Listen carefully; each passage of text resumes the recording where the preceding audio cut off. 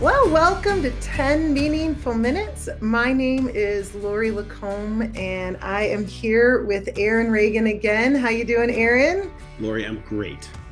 I am great. It's so good to be here. It is. It's been a while since your last story. We talked about, we did the laughter podcast. Anyone, if you haven't heard that, you should really listen to it because I still laugh when I think about your story. But anyway, it's good to see you. You too. Today, we have a very special guest, Finessa Ferrell, who is the Social Emotional Learning Specialist at Colorado Education Initiative, is with us today to share a little information around social emotional learning. So welcome, Finessa.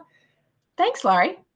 We're so glad you're here. Thanks for carving time out of your busy day. I have had the joy of working with Finessa on a regular basis this school year because Colorado Education Initiative is helping support our RISE grant in Douglas County, which is Resilience in School Environment Grant. So I've also been to some of your workshops, Finessa, which I've loved. So thank you. So let's get kicked off with, could you talk about what is SEL? Yeah, it's a great question because it means different things to different people. For a lot of people, social emotional learning is learning a set of competencies, social emotional competencies or skills. And that is true. For some people, it's also like the way in which we help kids and support kids to become resilient, to cope with disappointment, to handle the things that life's throwing at them. And that's also true. For some folks, it's about growth mindset. For other folks, they'll say, well, it's about building relationships and really connecting with kids, making them feel accepted, affirmed, values. It's also that. So SEL is one of those terms that it really depends on who you're talking to, what they think it is, but it is all of those things. And if I were to describe it, but in a way that I think is a little bit more clear, it's that really it's a social and emotional development of people. And what does that mean if we're all developing? We develop from birth through our entire lives, we're developing. And if we want to develop into great citizens, friends, parents, coworkers, if we want to be great people, then we have to be developed socially, emotionally, and academically. And that's what school is. So school is about creating an environment where the conditions exist for us to grow and develop in those positive pro-social ways.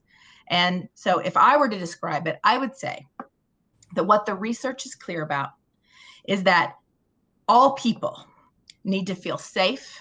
They need to feel like their identity is acknowledged, recognized, and affirmed. They need to have relationships with other people that are characterized by trust. I trust you, and I know that you trust me. You listen to me, I listen to you. You'll help me if I need help.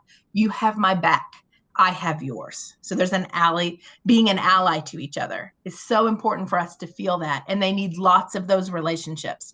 Young people need relationships like that with their parents, with their friends, and with their teachers. It is about building your skills and your competencies so that you can get through and get past the things that happen in your life, good and bad.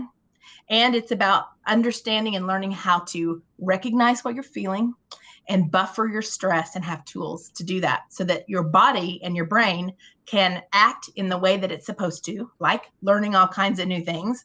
Because when you are under stress, your brain actually doesn't work the way that it's intended to. So it is all of those things, but mainly it is creating an ecosystem where people thrive. They grow, they develop, and they thrive, and they become socially and emotionally and academically competent. That was perfect.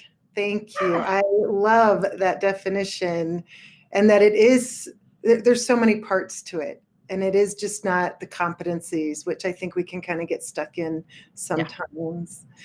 So Finessa, it's been crazy times in schools because we've been in and out of the buildings, hybrid, remote. I feel like a lot of parents are very concerned about, how are the academics of my child developing? Mm-hmm. And I'm just curious from your point of view about how important is social emotional learning during these times as well? Okay, so it's never been more important. It's always been critical, but it's never been more important than it is right now for a couple of reasons.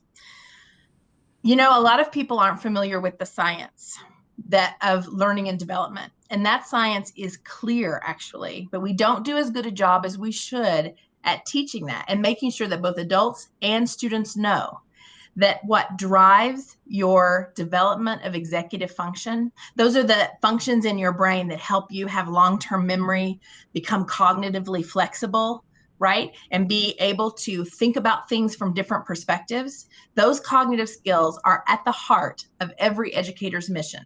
When you say that educators are building your cognitive capacity of your students, of your kids, you are talking about those core executive functions that happen right here in your prefrontal cortex.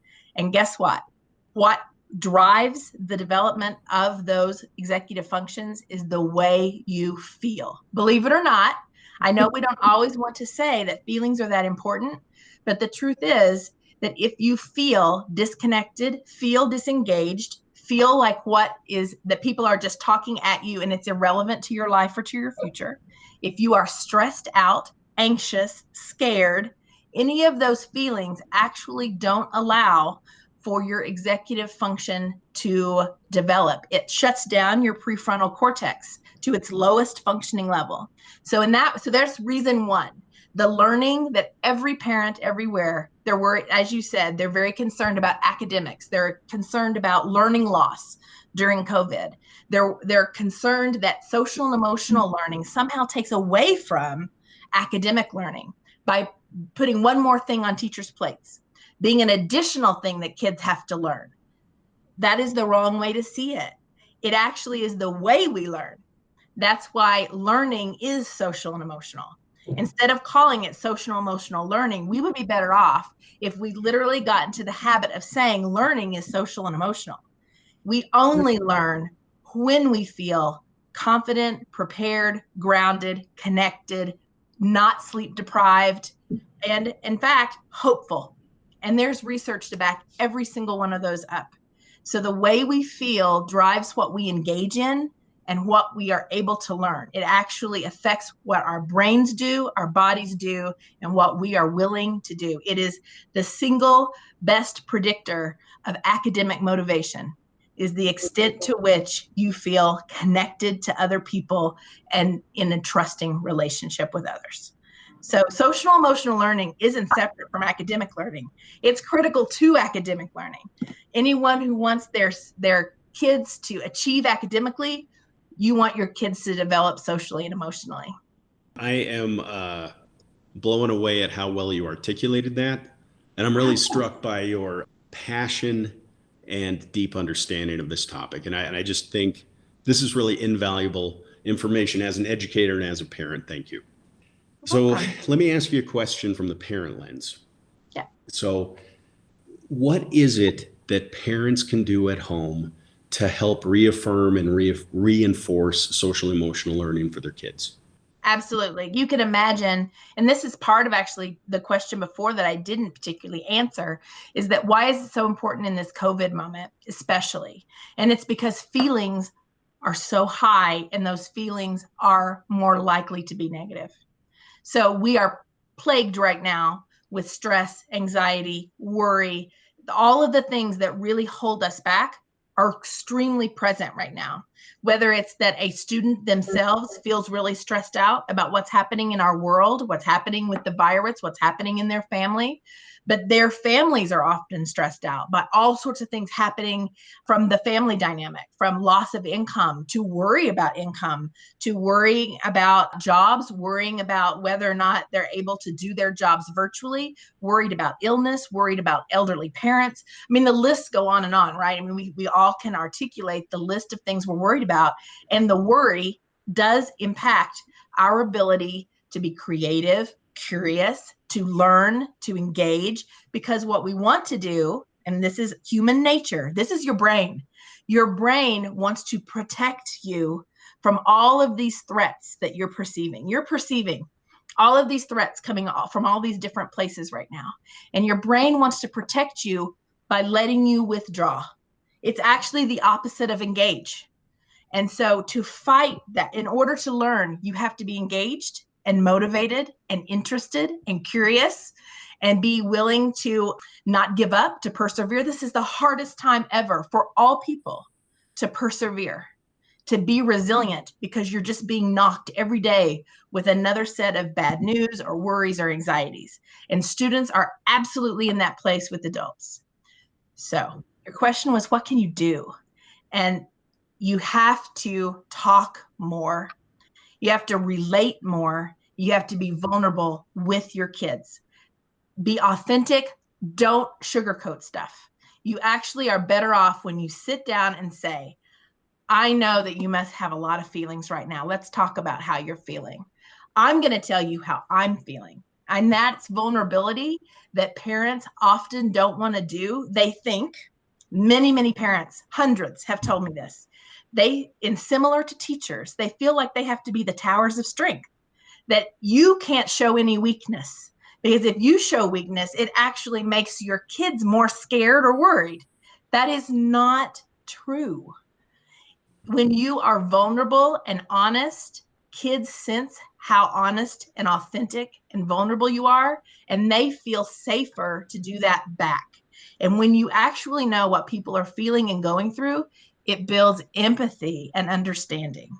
And it allows you to get through all those barriers that we put up trying to be super strong, like teachers in the classroom who feel like they can never not know the answer.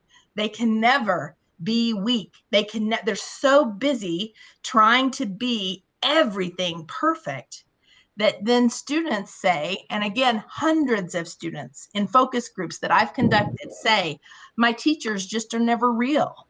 They are not authentic. I don't know who they are as human beings. I don't get them. They don't get me. They don't see me. They say those things because we are so busy trying to be so strong that we forget that the strength is actually in being vulnerable, transparent, and honest. So that's what I would say to parents. Talk to your kids, even young kids, about what they're feeling, what they're worried about. Reassure them that it is going to be okay, even if it feels really tough or difficult, and that they have their back. They are 100% behind them. They believe in them 100%. They know they can do it, and they're there to support them, and they can tell them anything. Those are the most important things that parents can do to give their kids the feeling like they can take a risk and perhaps re-engage even when they are feeling really anxious and worried themselves. It's so rare that I ask a question that I feel gets fully answered. So thank you. Thank you. You're welcome. And so this might be hard to follow up. If you had a magic wand and you could have any parent who's listening right now take one thing away from our time together, what would it be? That feelings matter. We tend to discount, as humans, we tend to discount the way a person feels and say instead, just do it. Like, I understand that you don't like it. I understand that you're scared of it, but just do it. We do it a lot as adults. The truth is that the way we feel about ourselves and the world around us determines everything that we do. Truthfully, if I feel good about my future, hopeful about my future, if I feel confident, if I feel like I have the things to be successful, my entire trajectory as a human being is immediately changed because I feel that way. If I feel like people don't get me or see me, I could come or not come, I could be there or not be there, no one listens to me, nobody understands me, I'm not going to be doing anything great with my life. I don't even have what it takes to succeed. I'm not even sure what the future looks like. If those are my feelings, I then behave exactly in accordance to those feelings. So if we don't invest in how people feel about themselves and about the other people, we actually don't get any of the outcomes that we want. We could stand in a classroom and teach all day. As a parent, we could all day long say, these are your obligations to me. Here's what I expect. You're going to get in trouble if you don't do this. This is the consequence. We can say that till the day is long. And if it doesn't change fundamentally how a person feels, their outcomes don't change because they don't actually change their behavior. So if we want our young people to feel safe accepted, affirmed, and motivated, we have to ask and constantly be affirming how much feelings matter. And that's true for adults as well. We want to say that we just suck it up and do it. But the truth is, and this is from adult research, when you draw the parallel to the way what happens when adults don't like their job, we actually know exactly what happens. When you don't think you're good at your job and you don't like your job, the first thing that an adult does is that they start coming in just a little bit late and leaving as soon as they can. The second thing you notice is that they don't sign up for any outside of the office. They don't sign up for committees. They don't go to happy hours. They withdraw. They stop talking to people. The third thing you notice is they start to be sick. And whether that is, it's not even saying that it's made up sick. It's just that either you just don't feel like going, but you start to see sick patterns, right? That people don't feel like being at work. And the next thing you see are people saying, I hate my job and I've really got to find another job. Mm-hmm. What all of that is saying is that the way you feel determines truly your performance, what you're willing to do, engage in, think about, problems you're willing to solve, things you're willing to tackle. And every adult intuitively knows that's true. Every adult, I'd be surprised if there are very many adults that haven't had a job that they disliked at some point in their life. And you know how you feel about it. You know how you felt. You know how hard it was to make yourself go. Well, our young people are exactly the same. They're the same human being you are, and they have a hard time getting motivated and engaging in things if they don't feel like they're valued, affirmed, seen, like they have anything to contribute. They're good. They have to think that they're good at it, just like you did. So I just wanted to draw that parallel that intuitively, I think every adult, even if we say things like, I don't care how you feel about that, you're going to do it. I don't care if you like school or not, you're going to go. I don't care, right? You hear that voice. I think we've all heard those voices. We might have even used those voices with our own kids. I'm a parent, right? But the truth is, intuitively in our hearts, we do know that the way that we felt as people and the way that our children feel as people determines what they do.